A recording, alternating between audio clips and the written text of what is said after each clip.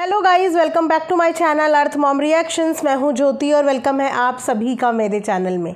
Channel में नए हैं तो प्लीज़ चैनल को सब्सक्राइब करने भी नहीं आप बिल्कुल मत जाना। आप लोग वीडियो तो देखते हो, कमेंट भी करते हो, पर चैनल को सब्सक्राइब करना भूल जाते हो, तो जल्दी से चैनल को सब्सक्राइब कीजिए। साथ में नीचे एक बेल नोटिफिकेशन है, इसको हिट कर देना ताकि मेरे आने वाली हर वीडियो का नोटिफिकेशन भी आपको सबसे पहले मिल जाएगा।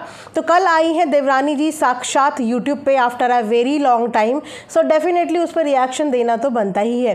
कितने लोग मेरे इस वीडियो का बेसब्री से इंतजार कर रहे थे, प्लीज़ कमेंट सेक्शन में कमेंट करके ज़रूर बताना। सो हम आ गए हैं अपना पूरा का पूरा होमवर्क करने के बाद।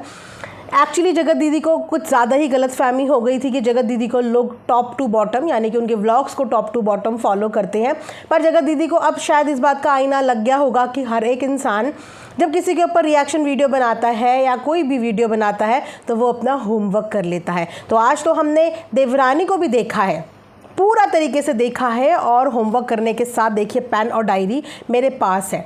तो देखिए ना कितना प्यार है हमारे दिल में सभी व्लॉगर्स के लिए कि हम उनके ऊपर वीडियो बनाने से पहले अच्छी तरह देख लेते हैं। आधी अधूरी चीज़ें लेके नहीं आते कि बाद में हमें छुपा छुपी का गेम खेलना पड़े, यानी कि प्राइवेट पब्लिक ये वाला गेम खेलने की नौबत हम नहीं आने देते। हम अपनी तरीके से पूरी कोशिश करते हैं कि होमवर्क करके आएँ। तो आइए बहुत सारे पॉइंट्स पर डिस्कशन करेंगे। मुझे नहीं लगता कि ये एक वीडियो में पूरा होने वाला है, तो हो सकता है कि वीडियो 2 या 3 पार्ट्स में भी आए, बट मैं अपने एंड पे ट्राई करूँगी कि सारे के सारे पॉइंट्स हम यहाँ पे कवर करें।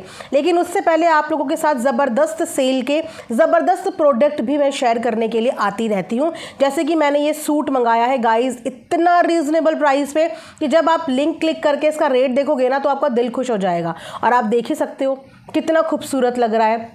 और इसी के साथ मैं आपके साथ ये मांग टिक्का जो मैंने पहली वीडियो में भी शेयर किया था, मैं दोबारा शेयर कर लेती हूँ, क्योंकि ये मांग टिक्का भी मुझे बिल्कुल एक्सपेक्टेशन से बहुत ही अलग रिसीव हुआ है। तो इसका भी लिंक मैंने कम्युनिटी में ऑलरेडी शेयर किया है। इस सूट और इस मांग टिक्के का लिंक मैं शेयर कर दूंगी, तो आप जाके वहाँ से चेकआउट कर लीजिए इससे पहले कि स्टॉक आउट हो जाए, क्योंकि सेल चल रही है तो स्टॉक आउट हो रही है चीज़ें बहुत जल्दी। तो चलिए फटाफट से वीडियो में अब हम बढ़ते हैं आगे। तो सबसे पहले तो वेलकम बैक कंचन जी। तो कंचन जी ने बोला है कि अब उनको देवरानी के नाम से ना जाना जाए, वो चाहती हैं कि अब उनको उनके खुद के नाम से, उनकी खुद की आइडेंटिटी से ही जाना जाए। तो ठीक है, कंचन जी को कंचन जी के नाम से जानने का मौका हम ज़रूर देंगे, और अब देखना चाहेंगे कि अपनी इस नई शुरुआत में कंचन जी कैसे कैसे धमाकेदार व्लॉग्स लेके आती हैं। क्योंकि मेन मुद्दा यही था कि एक इंसान अपना काम करना बंद क्यों करे, है ना। अगर लाइफ में हर कोई ग्रो कर रहा है तो फिर कंचन जी ग्रो क्यों नहीं कर सकती। इसीलिए कंचन जी को मौका देना बनता है। तो अब कंचन जी के पास अपने आप को प्रूव करने का मौका ही मौका है। जैसे कि उन्होंने बहुत ही कॉन्फिडेंस के साथ ये ऐलान कर दिया है कि अब वो यहाँ पे व्लॉग और वीडियोस बनाएंगी। सो बिल्कुल ये प्लेटफॉर्म आपका ही नहीं सबका है, और हर किसी को इस प्लेटफॉर्म पे काम करने का बराबर हक है। तो शुरुआत कहाँ से करी है? कल कंचन जी ने अपनी लाइव की शुरुआत करी है वही पुण्यतिथि वाली वीडियो के बाद से, क्योंकि सारा मुद्दा ही देवरानी का वहीं से शुरू हो गया। देवरानी ने एक पोस्ट डाला, उस पोस्ट डालने के बाद सबको पता चला कि ओ आज ऐसा ऐसा है। उसके बाद हमारी जगत दीदी आई और ऐसा तैसा बोल के हमेशा की तरह सेम टोन और सेम फॉर्मेट पे बोल के चली गई। मतलब बोल भी सब कुछ दिया और फिर एक्सेप्ट भी सब कुछ नहीं किया। तो कहते हैं ना कि शेर को सवा शेर मिल ही जाता है। हमारी जगत दीदी सोचती हैं कि मैं बहुत ज़्यादा स्मार्ट हूँ कि मैं अपनी वीडियो में सबको सब कुछ बोल के चली जाऊँगी और बाद में मैं आसानी से बोल दूँगी, क्योंकि मैंने तो किसी का नाम ही नहीं लिया कि ना तो ये आपके लिए, ना तो ये आपके लिए, ना तो ये आपके लिए। सो इस बार कंचन जी ने भी सेम फॉर्मेट पे काम किया कि ना तो ये आपके लिए, ना तो ये आपके लिए। मैं तो ऑडियंस के सवालों के जवाब देने के लिए आई हूँ। बहुत सारे सवालों के जवाब वो देख के भी गई, जो सवालों के जवाब आज तक भी हमें नहीं पता थे। कुछ तो इतनी नई नई चीज़ें पता चली जो चीज़ें मुझे पहले नहीं पता थी, तो मेरे लिए वो चीज़ें शॉकिंग भी थी और मेरे लिए वो चीज़ें न्यू भी थी। कंचन जी ने तो इस बार ऐलान कर दिया है फ्रंट फुट पे आके कि मुझे पुण्यतिथि पे या भैया से रिलेटेड कोई भी चीज़ें करने से कोई भी रोक नहीं सकता। एक वीडियो है पुराना, आई एम श्योर कि आप में से बहुत सारे लोगों ने देखा होगा। जगत दीदी फिर बोलेंगी कि जाके मेरी पुरानी वीडियोस देखते रहते हैं। तो जगत दीदी हम आपकी ऑडियंस है, क्या करें, होमवर्क। तो एक वीडियो में ना जगत दीदी ने माला चढ़ाने के ऊपर बहुत बवाल किया था। माला कैसे चढ़ा दी, ये कैसे कर दिया, वो कैसे कर दिया, और उसका भी जवाब कल की लाइव में कंचन जी दे के चली गई कि हम माला भी चढ़ाएंगे, हम उनको याद भी करेंगे, हम जो भी चीज़ें होती हैं उनसे रिलेटेड हम वो सब चीज़ें करेंगे और हमें ये करने से कोई भी नहीं रोक पाएगा, ना ही हमें ये करने से कोई भी रोक सकता है, क्योंकि मेरे पति ने ही, उनका जो देह संस्कार है वो मेरे पति ने ही किया है और मरते दम तक मैं ये जिम्मेदारी निभाऊंगी, क्योंकि हमारे लिए ये फ़र्ज़ है और हम इस फ़र्ज़ को निभाएंगे। साथ में कंटेंट बनाने के ऊपर भी एक ताना आया था। अब वो ताना किसके लिए था, किसके लिए नहीं था, जिसके लिए था उसने एक्सप्लेनेशन दे दी। तो कंटेंट के ऊपर भी देवरानी जी ने बहुत ही बेहतरीन बात करी है कि कंटेंट का मतलब क्या होता है। कंटेंट का मतलब होता है कि एक पूरा वीडियो छाप देना सामने वाले के नाम पे, सामने वाले के टाइटल पे, सामने वाले के थंबनेल पे, सामने वाले की बात करके और उसको मोनेटाइज कर देना, उसको कहते हैं कंटेंट छापना, जिसमें आपको रेवेन्यू बनता हो, राइट। लेकिन जो कम्युनिटी पोस्ट और जो पोस्ट, चाहे वो इंस्टाग्राम हो चाहे वो YT हो, शेयर किया था कंचन जी ने, उस पर कोई रेवेन्यू नहीं बनता। ना ही उस पोस्ट पे वो रो के दिखा रहे थे, ना ही उस पोस्ट पे वो कुछ करते हुए दिखा रहे थे। उन्होंने मात्र एक सिंपल सी फ़ोटो डाल के श्रद्धांजलि दी थी।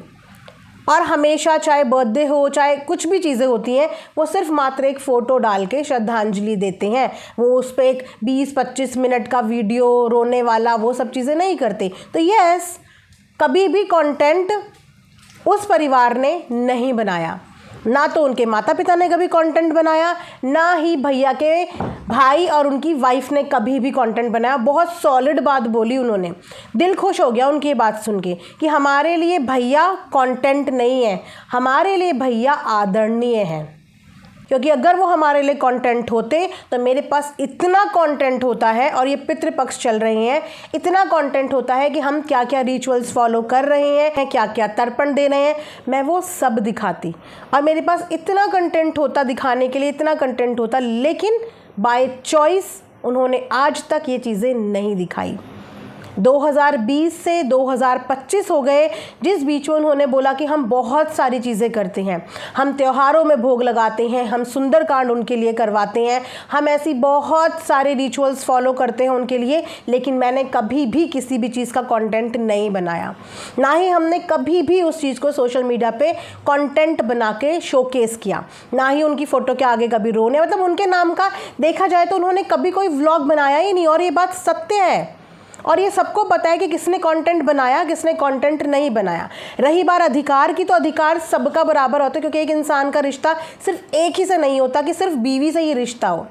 एक इंसान का रिश्ता अपने दोस्त से भी होता है, एक इंसान का रिश्ता अपने भाई से भी होता है, मम्मी से भी होता है, पापा से भी होता है, सबसे होता है। तो एक इंसान सिर्फ अकेले एक का नहीं होता, वो सबका होता है और सबका बराबर का अधिकार होता है। लेकिन क्या किसी ने भी आज तक वो अधिकार जमाया ऑन सोशल मीडिया? नहीं। अगर देवरानी को वाकई में इसी तरीके का कंटेंट बढ़ा के आगे बढ़ना होता, जो कि वो भी बढ़ सकती थी, अगर वो 5-7 वीडियो भी डाल देना ऐसी, तो वो भी आगे बढ़ सकती है, वो भी ये सब चीज़ें कर सकती है। लेकिन उसने ये सब चीज़ें नहीं करी। साफ तौर पे देवरानी ने बोला कि क्रिएटर्स के साथ भी तो ये पल शेयर किया जाता था, उनको भी तो फ़ोटो दी जाती थी कि ये फ़ोटो लगाओ, आज इस चीज़ के लिए लगाओ, आज इस चीज़ के लिए लगाओ, हाथ में दिया पकड़ के लगाओ। और ये बात तो एक्चुअली क्रिएटर्स ने आके भी बताई हैं। तो क्या तब वो कंटेंट नहीं होता था? तो क्या तब वो कंटेंट नहीं था कि देवरानी के एक छोटा सा पोस्ट डालने से उसके ऊपर ये एलिगेशन लगा देना कि ये कंटेंट के लिए कर रही है? तो इतने टाइम से जो बाकी के व्लॉगर्स के साथ कोलैबोरेशंस होते थे, वो क्या कंटेंट के लिए नहीं होते थे? वो क्या सब्सक्राइबर फॉलोवर्स बढ़ाने के लिए नहीं होते थे? आज भी वो सारी चीज़ें बहुत सारे क्रिएटर्स के पेज पे मिल जाएंगी। तो एक्चुअली में वो क्या था? ये एक सवाल है कि अगर ये एलिगेशन लगाया जा रहा है कि सामने वाला कंटेंट के लिए चीज़ें कर रहा है या कोई भी कर रहा है, तो इतने साल तक बाकी के लोग क्या कर रहे थे? क्योंकि आज के डेट में कोई ऐसा नहीं है जो कोलैब कर ले, आज के डेट में कोई ऐसा नहीं है कि जो पोस्ट शेयर कर ले। तो हाँ, अब कोई नहीं है, लेकिन पहले जब लोग थे तो उन लोगों के साथ भर भर के कंटेंट बनाया जाता था, फॉलोअर्स बढ़ाए जाते थे, और देवरानी ने ऐसा कभी भी नहीं किया। उन्होंने ये बात आके कल क्लियर कर दी है। काफ़ी लोग लाइव में नीचे से बोल भी रहे थे कि आप डरा मत करो, आप डरती हो, आप बिल्कुल मत डरो, ये है वो है। तो उसका भी उन्होंने जवाब दिया कि मैं डरती नहीं हूँ, मैं समाज में रहती हूँ, मैं डरती नहीं हूँ। और ये बात फैक्ट है कि हर एक इंसान के पास ज़ुबान भी है, अच्छे से अच्छा भी बोल सकता है, गंदे से गंदा भी बोल सकता है, लेकिन कुछ लोग होते हैं जिनको समाज का ध्यान होता है, आई मीन सोसाइटी का ध्यान होता है कि आज अगर हमने कुछ गलत बोल लिया, कल अगर हम बाहर गए कोई बोलेगा देखो ये कैसे बोलती है। मतलब हर एक इंसान एक जैसा नहीं होता। कुछ लोग होते हैं जो सोशल मीडिया पे आने के बाद अपनी जो रियल लाइफ है, जो बाकी हमारा समाज है, उसको छोड़ देते हैं। लेकिन कुछ लोग होते हैं जो दोनों चीज़ों को बैलेंस करके चलते हैं कि अगर मैंने ये स्टेटमेंट पास किया तो कहीं इसका कुछ भी इफ़ेक्ट मेरे परिवार को ना पड़े, उनको कुछ सुनना ना पड़े, मैं कल को बाहर जाऊं तो मैं लोगों से नज़रें ना मिला पाऊं। तो इसीलिए इंसान अपनी बाउंड्री, अपनी लिमिटेशन में रहता है। लेकिन कभी कभी क्या होता है ना कि आपकी बाउंड्री, आपकी लिमिटेशंस और आपके संस्कारों को लोग इस चीज़ से जज करते हैं कि आप डर रहे हैं, आप डरपोक हैं। लेकिन डरता कोई किसी से नहीं है, ये बात फैक्ट है। आज की डेट में डरता है तो इंसान सिर्फ और सिर्फ अपनी इज्जत के लिए, सिर्फ अपनी इज्जत के लिए, चाहे वो छोटों की नज़रों में हो, चाहे वो बड़ों की नज़रों में हो, चाहे वो समाज की नज़रों में हो, चाहे वो किसी भी चीज़ की नज़रों में हो। क्योंकि हम एक परिवार से आते हैं, उस परिवार पे बच्चे भी होते हैं, बूढ़े भी होते हैं, जवान भी होते हैं, ऑफिस वालों को ऑफिस जाना है, बच्चों को स्कूल जाना है, बड़े बूढ़ों को इर्द गिर्द लोगों से मिलना है। और अगर परिवार का एक जना कुछ गलत काम कर देता है, कुछ भी ऐसी चीज़ें कर देता है तो जग हंसाई हो जाती है, परिवार के हर बंदे की बदनामी होती है। इसीलिए कभी कभी लोग कड़वा घूंट भी पी के मुँह बंद करके बैठ जाते हैं कि कुछ ना बोलें, क्योंकि समाज के डर से। और वहाँ पे जो लड़की ससुराल का हिस्सा होती है ना, जो बहू ससुराल का हिस्सा होती है, उस बहू के ऊपर जिम्मेदारी और ज़्यादा बढ़ जाती है। आप इस बात को अग्री करेंगे कि ससुराल में रहने वाली लड़कियां और ससुराल से अलग रहने वाली लड़कियां, दोनों के व्यवहार में बहुत फ़र्क होता है। इनफैक्ट जब एक लड़की ससुराल से मायके भी जाती है तो भी उसके व्यवहार में कितना फ़र्क होता है कि ससुराल में वो एक अलग एटमॉस्फेयर में रहती है और अपने मायके में वो एक अलग कंफर्ट जोन में रहती है।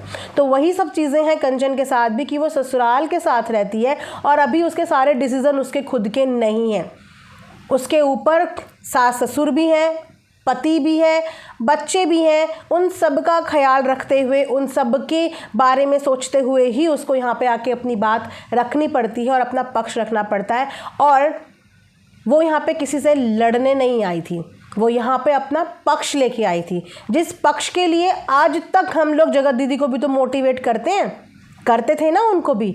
जब हम एक इंसान को उसका पक्ष रखने के लिए मोटिवेट कर सकते हैं कि आओ अपना वर्जन सुनाओ, आओ अपना पक्ष सुनाओ, तो जब एक दूसरा इंसान, वो भी तो औरत ही है, हाँ, जगत दीदी बराबर पॉपुलर नहीं है, जगत दीदी बराबर फ़ैन फॉलोवर्स नहीं है, जगत दीदी बराबर सपोर्टर्स नहीं है, पर है तो वो भी एक औरत। तो जब वो औरत अपना पक्ष लेके आई है तो उस औरत का पक्ष सुनने की बजाय उस औरत को नीचे गिराने की कोशिश क्यों की जा रही है? उसने कोई भी चीज़ वो नहीं बोली जो चीज़ें यहाँ पे नहीं उठी, उसने वही चीज़ें बोली सारी की सारी, जितनी मैंने नोटिस करी, जितनी चीज़ें सोशल मीडिया पे उठी हैं, सिर्फ उन्हीं चीज़ों का उसने जवाब दिया, अपना पक्ष यहाँ पे रखा। इतने सालों से वो एक नेगेटिव देवरानी की भूमिका ही हम सबके सामने अदा कर रही थी या हमें करवाया जा रहा था। कल देवरानी जी की वीडियो देखने के बाद मैंने जाके बेहोश टॉक का वो दीदी का वो वाला वर्जन भी सुना। तो दीदी ने तो जब से सोशल मीडिया पे एंट्री करी थी तब से अपने ससुराल वालों को कितना बुरा पोर्ट्रे किया हुआ था, और उन सबकी लिस्ट में हम भी थे जो यही सोचते थे ससुराल की मारी हुई है। बेचारे ससुराल वालों ने बाहर निकाल दिया, देखा नहीं, छोटी सी बच्ची के साथ मायके में है।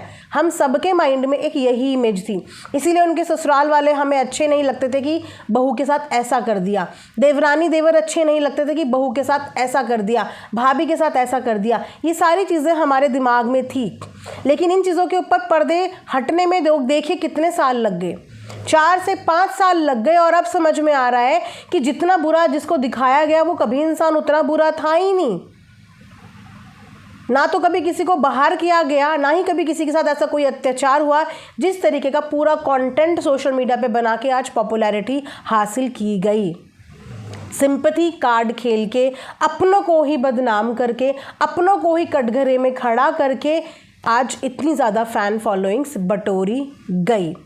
तो अब जब इस परिवार के बारे में जानने का मौका मिला है तो हमें समझ में आ गया कि सास बहुत सीधी हैं, ससुर बहुत सीधे हैं, देवर देवरानी बहुत सीधे हैं। बेचारे लाचार दिखते हैं वो, इतने लाचार दिखते हैं, जो अपने लिए तेज़ आवाज़ में सॉलिड स्टैंड नहीं ले पा रहे हैं, दुनियादारी की परवाह कर करके परेशान हो रहे हैं, अपने ऊपर सारे एलिगेशन पिछले 5 साल से बर्दाश्त कर रहे हैं। सोचो कि उन लोगों की बर्दाश्त की क्षमता कितनी होगी।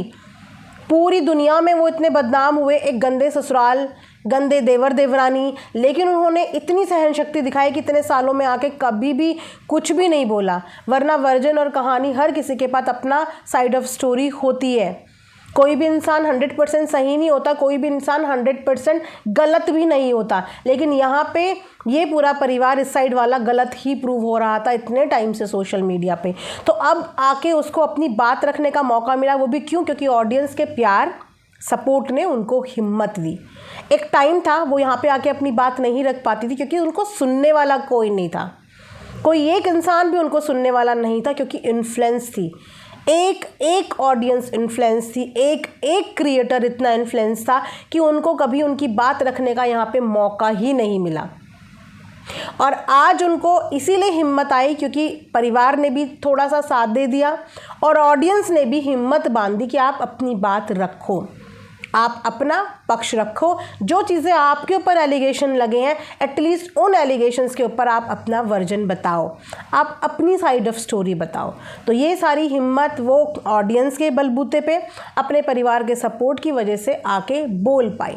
और जहाँ तक मुझे लगता है लाइव में उन्होंने ऐसे कोई चीज़ एक्सपोज नहीं करी जो चीज़ बहुत छुपी हुई थी कि आने के बाद वो एक्सपोज हो गई हो।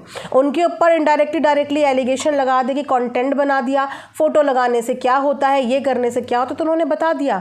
मात्र फ़ोटो ही नहीं लगाते हैं हम, वो सारे रिचुअल्स, वो सारी चीज़ें फॉलो करते हैं जो हमें करनी चाहिए। बोलो तो मैं वीडियो बनानी शुरू करूँ और मैं दिखाऊँ कि हमारे परिवार में क्या क्या चीज़ें हम सब मिल के करते हैं।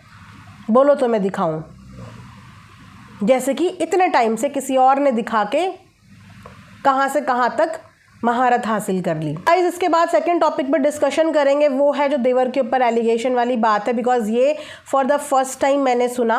उसके लिए दूसरी वीडियो बनाऊंगी क्योंकि ये वीडियो हो जाएगी बहुत ज़्यादा लंबी। में प्लीज़ अपने अपने पॉइंट्स लिख लीजिए, अगर आपके भी दिमाग में कोई पॉइंट है कि जिसके ऊपर मुझे बात करनी चाहिए या आपके भी कोई सवाल जवाब है, तो आप भी मुझे कॉमेंट सेक्शन में लिखिए। मैं पूरी कोशिश करूँगी कि नेक्स्ट वीडियो में आप सबके पॉइंट्स भी मैं अपनी वीडियो में कवर कर पाऊँ। फिलहाल इस वीडियो को मैं यहाँ पे एंड करूँगी, मिलेंगे नेक्स्ट वीडियो में। अपना ढेर सारा ध्यान रखिए।